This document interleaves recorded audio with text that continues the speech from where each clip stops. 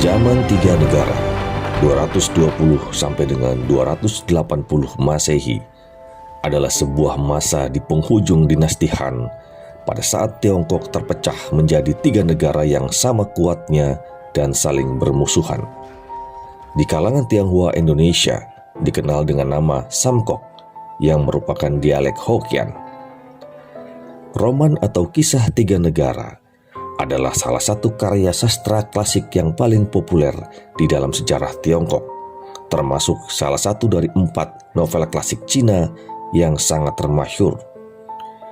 Kisah ini ditulis oleh Lou Huansong, seorang penulis terkenal di zaman dinasti Ming yang menyajikan fakta sejarah dan dibumbui fiksi.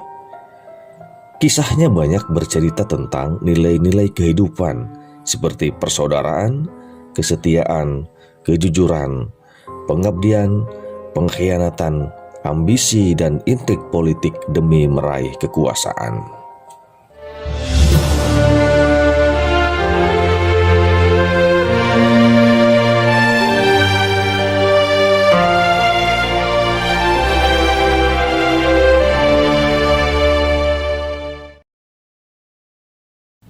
Setelah berkuasa 3 abad lamanya, dinasti Han mengalami kemerosotan sejak tahun 100 Masehi.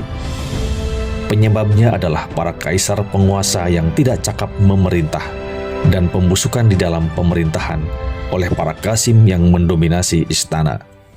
Pada masa kekuasaan Kaisar Ling, muncul pemberontakan Sorban Kuning yang dipimpin oleh Chang Xiao.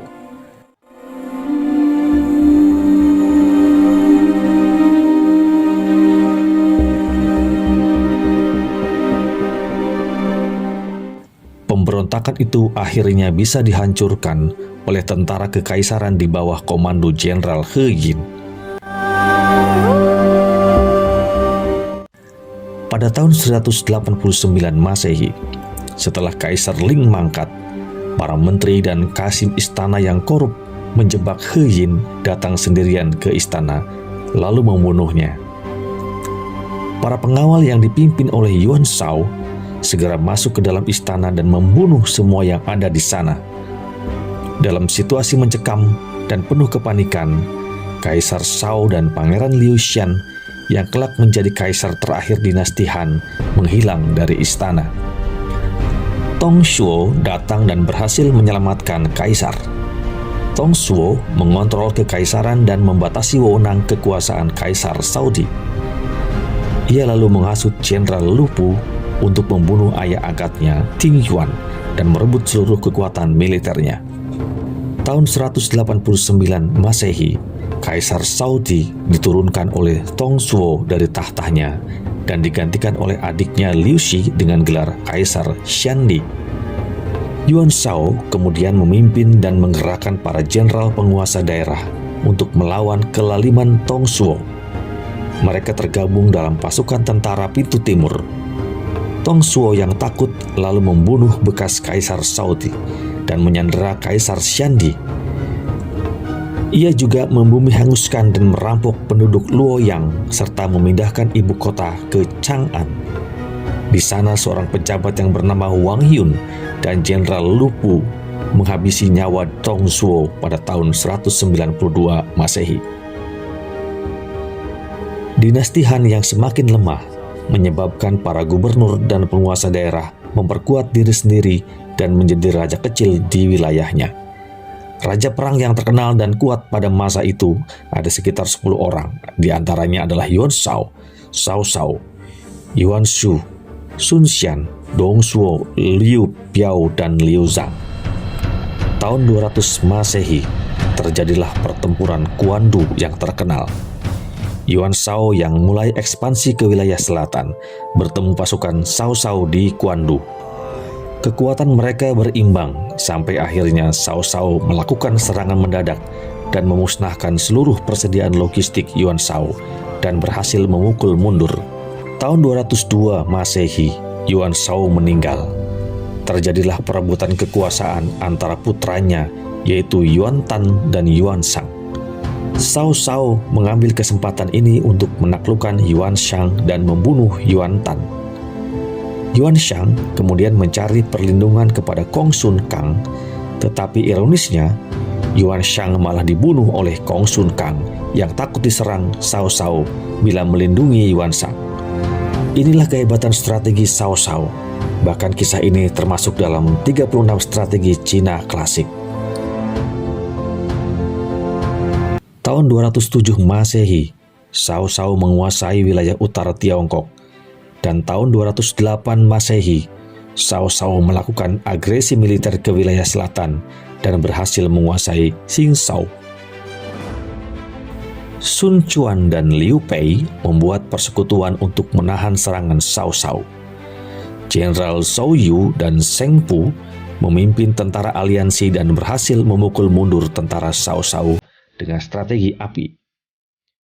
Zhuge Liang sebagai ahli strategi perang dari negara Shu sangat berperan di dalam pertempuran yang berlokasi di Sipi, sehingga terkenal sebagai pertempuran Sipi.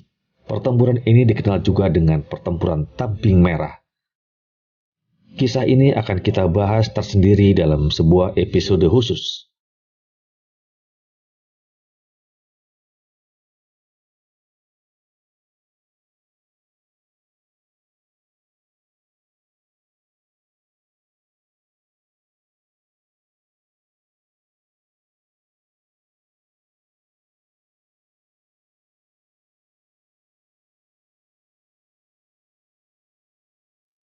Cao Cao yang kalah perang di pertempuran Sipi kemudian mengalihkan serangannya ke wilayah barat. Tahun 215 Masehi, Cao Cao telah berhasil menguasai wilayah utara dan barat Tiongkok. Pada zaman itu ada 3 negara yang sama kuat dan tak satu pun yang bisa menaklukkan negara yang lainnya. Selama kurun waktu 60 tahun, yaitu 220 sampai dengan 280 Masehi. Ketiga pemimpin yang bertikai yaitu adalah Cao Cao dari negara Wei, Liu Pei dari negara Shu, dan Sun Quan dari negara Wu.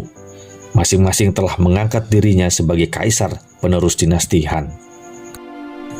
Negara yang pertama adalah negara Wei. Tokoh-tokoh dari negara Wei adalah Cao Cao, tokoh utama sebagai panglima perang yang mempersatukan wilayah utara Tiongkok. Cao Pi adalah anak dari Cao Cao, raja pertama negara Wei. Sima Yi, penasihat militer, yaitu kakeknya Sima Yan yang kelak akan menjadi kaisar pertama dinasti Yin. Negara yang kedua adalah negara Shu Han. Tokoh-tokoh negara Shu Han adalah Liu Pei sebagai raja negara Shu Han. Yang kedua adalah Zhuge Liang, penasehat militer hebat yang dijuluki Sang Naga Tidur. Pang Tong sebagai penasehat Liu Pei yang kehebatannya setara dengan Zhuge Liang. Mereka didukung oleh Jenderal 5 Harimau, yaitu Jenderal Huan Yu, adik angkatnya Liu Pei, Jenderal Zhang Fei, adik angkatnya Liu Pei. Kemudian ada Jenderal Zhao Yun, Jenderal Huang Zhong, dan Jenderal Ma Chao. Negara yang ketiga adalah negara Wu. Raja Wu adalah Sun Quan dan dengan penasihat militer yang hebat adalah Zhou Yu. Sepeninggal Liu Bei, negara Shu melakukan ekspansi wilayah ke timur laut kota Chang'an yang dipimpin oleh Zhuge Liang. Shu Han melakukan 5 kali penyerangan ke utara tahun 227 sampai dengan 234 Masehi. Zhuge Liang meninggal dalam peperangan di tanah Wusang, digantikan oleh Xiang Wei. Liu Chang akhirnya menyerah pada Wei dan negara Shu resmi runtuh pada tahun 263. Tahun 265 Masehi, seorang menteri negara Wei yang bernama Sima Yan merebut kekuasaan dari keluarga Shao dan mendirikan negara Jin dan bertahta dengan gelar Kaisar Wuti. Tahun 279 Masehi, Yin berhasil menaklukkan negara Wu, dan tahun 280 Masehi, Tiongkok dipersatukan kembali di bawah kekuasaan dinasti Yin.